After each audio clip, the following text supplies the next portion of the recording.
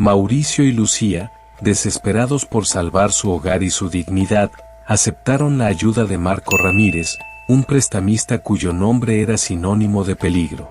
Sin embargo, cuando los términos del préstamo se convirtieron en una sentencia de terror, las noches de esta pareja se transformaron en un laberinto de planes siniestros y secretos oscuros.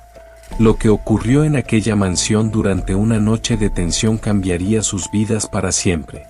¿Hasta dónde llegarías para protegerlo todo? ¿Estás seguro de que tus más íntimos secretos no saldrán a la luz? ¿Y tus mascotas? ¿Son realmente testigos inocentes o podrían, en algún momento, delatarte? En el apacible barrio de Escazú, Costa Rica, vivía un matrimonio que era ejemplo de trabajo arduo y éxito económico. Mauricio Hidalgo, de 65 años, y su esposa Lucía Gómez, de 62, habían construido una vida próspera gracias a su empresa agrícola, Frutas del Trópico S.A., dedicada al cultivo y exportación de piñas y bananos a distintos países.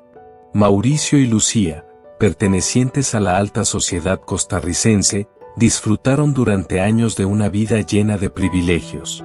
Residiendo en una lujosa propiedad en una de las zonas más exclusivas de Costa Rica, su mansión de 4 pisos destacaba por su imponente fachada blanca, jardines exuberantes y una piscina olímpica que solía ser el centro de reuniones y fiestas familiares. La empresa Frutas del Trópico S.A., conocida por exportar frutas tropicales de alta calidad, generó grandes ganancias durante años, lo que les permitió disfrutar de costosos lujos. La familia viajaba al extranjero varias veces al año, París en primavera, Nueva York para las compras navideñas y escapadas a las Maldivas eran parte de su calendario habitual. Durante un verano, incluso alquilaron un yate en el Mediterráneo para celebrar su aniversario de bodas. La educación de sus hijos también fue prioridad.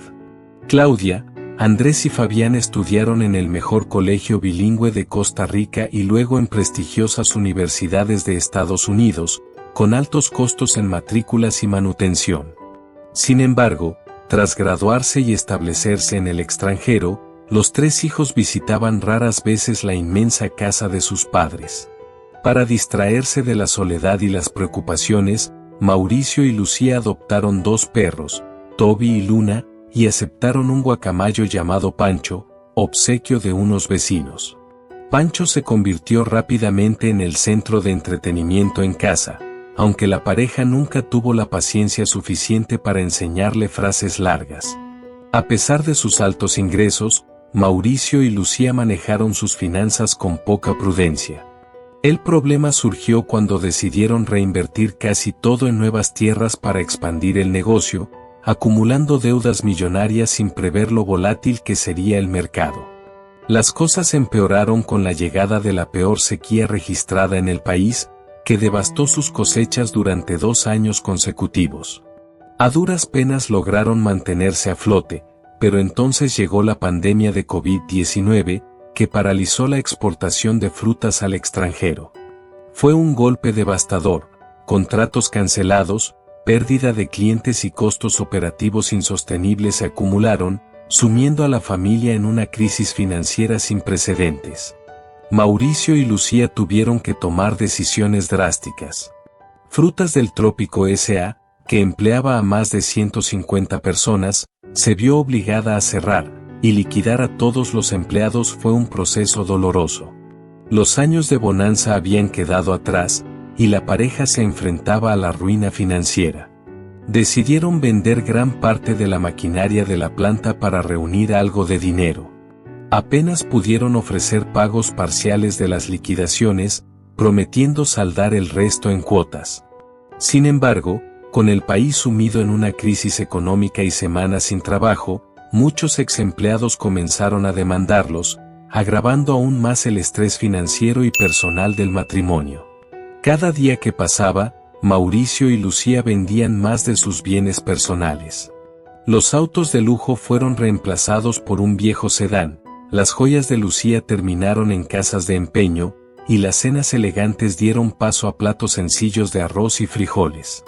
Su mansión, su última propiedad, era intocable, hasta que contactaron al temido prestamista. Cuando sus cultivos comenzaron a perderse y los bancos les negaron préstamos debido a su mal historial crediticio, la desesperación los llevó a un camino oscuro. En su intento de recuperar algo de estabilidad, recurrieron a Marco Ramírez, conocido en la zona como el prestamista. Marco, un hombre de unos 50 años, operaba fuera del sistema bancario, ofreciendo préstamos rápidos con tasas de interés altísimas y términos impensables. Para los Hidalgo, no había otra opción. Aceptaron un préstamo de $500,000, colocando su hogar como garantía. Al principio, lograron mantener los pagos, pero la llegada del COVID-19 fue un golpe devastador. Su empresa colapsó por completo, y pronto se dieron cuenta de que nunca podrían saldar la deuda. Las constantes llamadas de Marco, las amenazas cada vez más agresivas y el temor de perder su casa los consumían. Fue entonces cuando Mauricio y Lucía comenzaron a discutir soluciones extremas. Todo empezó con una conversación aparentemente casual de Mauricio. Lucía, ¿y si simplemente nos deshacemos de él? Al principio, ella lo miró horrorizada, pero al observar las cuentas acumulándose y las constantes amenazas de Marco, empezó a contemplar la posibilidad. Noche tras noche, discutieron posibles planes para eliminarlo, cada uno más siniestro que el anterior. Mauricio y Lucía pasaron meses maquinando una salida desesperada para liberarse del acoso implacable de Marco Ramírez, el prestamista. Sus noches dejaron de ser de insomnio por las deudas y se transformaron en encuentros clandestinos, sentados en la mesa del comedor con las luces bajas, mientras susurros oscuros llenaban el aire. Entre la rutina de alimentar a sus perros y soportar el constante griterío de Pancho, comenzaron a tramar maneras de deshacerse de Marco. Sentados en la cocina, bebían café mientras discutían posibilidades. Los únicos mudos testigos de sus planes eran sus mascotas. Mauricio sugirió atropellarlo en una carretera desolada, pero Lucía lo descartó de inmediato. Nos identificarían por las cámaras de seguridad del barrio, replicó tajante. Otra idea fue invitar a Marco a una reunión en casa bajo el pretexto de renegociar los términos del préstamo. Podemos servirle un café cargado con veneno, propuso Mauricio, garabateando la idea en una servilleta. Lucía investigó durante días qué venenos eran indetectables y cómo conseguirlos sin levantar sospechas. Sin embargo, desecharon el plan al darse cuenta de que el acceso al veneno sería complicado y que podrían incriminarlos fácilmente si los rastros llevaban a su cocina. Mauricio propuso entonces sabotear los frenos del automóvil de Marco. Sabían que él acostumbraba estacionar su lujoso SUV cerca del barrio comercial donde tenía su oficina. Lucía incluso sugirió contratar a alguien para alterar el vehículo, pero Mauricio insistió en hacerlo ellos mismos. Finalmente, Lucía se echó para atrás. ¿Y si alguien nos ve? ¿O si los frenos fallan en un lugar donde no hay barrancos ni curvas peligrosas? La incertidumbre de cómo garantizar el éxito del accidente los llenó de dudas, y el plan fue archivado. Cuando la presión de Marco alcanzó niveles insostenibles, enviándoles cartas de desalojo y apareciendo personalmente a las puertas de su casa exigiendo pagos, discutieron la posibilidad de contratar a un asesino profesional. Es caro, pero discreto. Nadie sospechará de nosotros, y finalmente tendremos paz, argumentó Mauricio, con una mezcla de emoción y desesperación. Buscaron en foros clandestinos y contactaron a un supuesto intermediario. Sin embargo, cuando el sicario les exigió una transferencia inicial, temieron caer en una estafa. Además, Lucía se paralizó ante la idea de que alguien pudiera confesar y delatar su implicación. Una noche, Lucía pensó en un escenario que parecía menos riesgoso. Podemos entrar a su casa y fingir que es un robo. Si algo sale mal, bueno, se hace lo que se tiene que hacer. Mauricio comenzó a espiar la rutina de Marco. Descubrió que tenía cámaras de seguridad, un hijo con quien apenas compartía tiempo pero que podía ser un impedimento, y un perro agresivo en su jardín. El plan se volvió impracticable. Es demasiado arriesgado. Una cámara y todo se iría al demonio. Además, ni siquiera sabemos qué hacer si el perro nos atrapa, concluyó Mauricio, frustrado. Cada vez que analizaban los planes, las consecuencias los paralizaban. Lucía veía imágenes en su mente de sus hijos mirándola desde una sala de interrogatorios, mientras Mauricio recordaba cómo su padre había sido humillado públicamente tras una bancarrota en su juventud. Ambos sabían que, si algo salía mal, la policía no solo los investigaría, sino que cargarían con el estigma social por generaciones. Esto nos destruiría más que las deudas, decía Mauricio mientras apagaba su cigarrillo. La siguiente idea fue invitarlo a cenar con la excusa de renegociar los términos del préstamo, añadir un somnífero a su comida y, posteriormente, usar un cuchillo para acabar con él. Sin embargo, Lucía se mostró aterrada ante la idea del derramamiento de sangre. ¿Sabes el desastre que harías en la cocina? ¿Y si hay algo que nos delate?, preguntó con un tono ansioso. Las ideas iban y venían mientras el reloj y el tiempo avanzaba. Llevaban casi un año lidiando con la deuda, las amenazas y los fracasos. Cada día los acercaba más a la ruina y al borde de una ruptura mental. Al final, comenzaron a dudar si su miedo era peor que la desesperación de su situación. Finalmente, llegaron a un plan más limpio.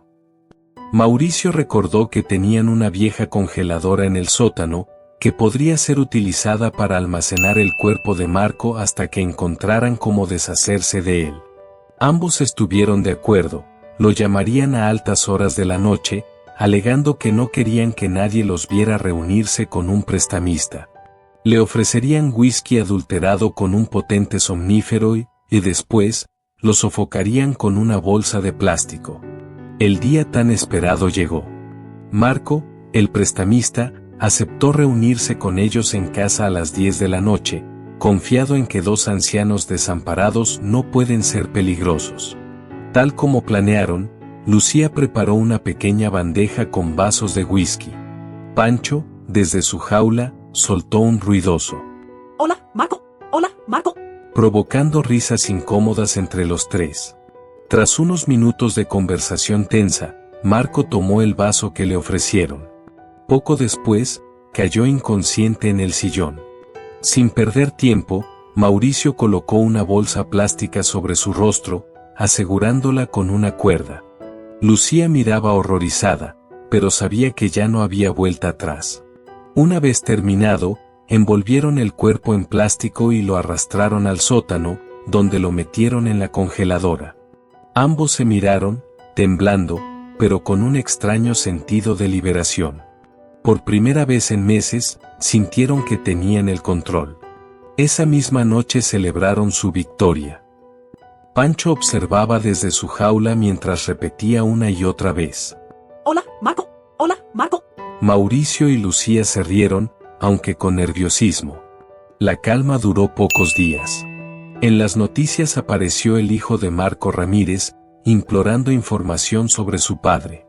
La policía inició una búsqueda exhaustiva, revisando casa por casa de los deudores cuyos nombres figuraban en un cuaderno encontrado en la vivienda de Marco.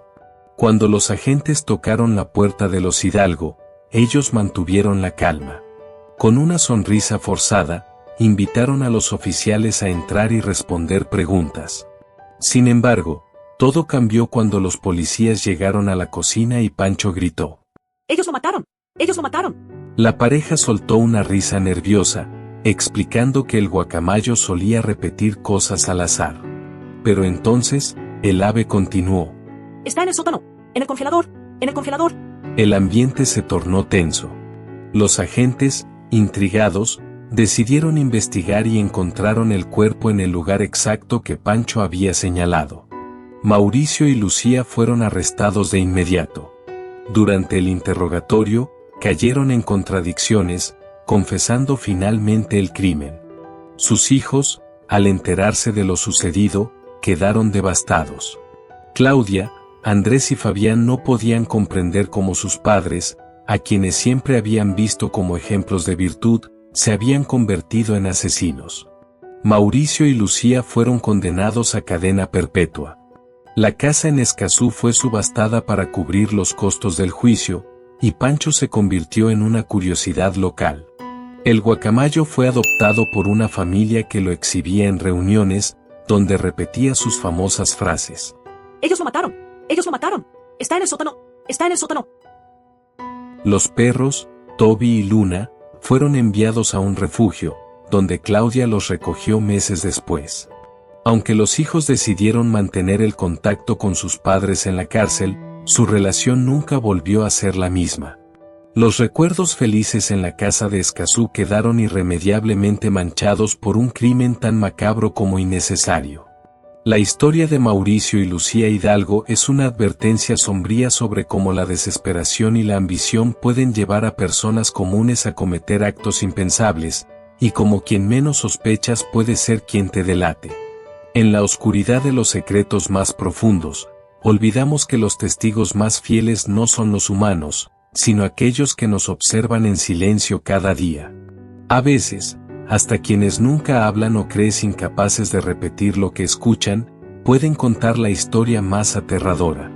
La lealtad de nuestras mascotas es inmensa, pero su inocencia las convierte en espejos implacables de nuestros actos. Ten cuidado con lo que intentas ocultar, porque incluso los ojos más pequeños pueden revelar tus sombras, y sus palabras, condenarte frente a tus delitos. Gracias por acompañarme en este relato sombrío, cargado de suspenso, intriga y terror. Si llegaste hasta aquí y aún no te has suscrito, te invito a hacerlo y activar la campanita. Lo que viene será aún más escalofriante, lleno de misterio y emociones intensas. Y si te gusta lo que escuchas, no olvides compartir el canal con tus amigos o familiares.